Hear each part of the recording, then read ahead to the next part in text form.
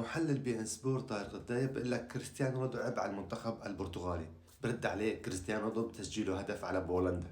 للأمان اليوم شيء معيب بيلعب يصير بقناة البي ان سبورت، سواء معلقين سواء محللين. اليوم طارق الدايب انت عم تنتقد كريستيانو رونالدو، طيب انت مين؟ انت كم مباراة دولية عندك اياه مع المنتخب التونسي؟ انت عندك كم هدف؟ انت لما تنتقد لاعب اقل من مستواك. انت محلل، عليك تحلل بضمير بوجدان. شو يا عم تقيمني كريستيانو رونالدو اللي وصل لعمر 40 سنة ولسه لهلا بيسجل لك اهداف؟ هو واقف يسجل لك هدف، هو وجوده بارض الملعب هدف 1-0. وجوده بارض الملعب مرعب للخصوم. الدفاع بيخافوا منه، الحارس بيخاف منه من تسديداته. لك كريستيانو رونالدو لما اي مدرب بفوت فيه اساسي ربحان 1-0. انت مين لحتى تقيم كريستيانو رونالدو؟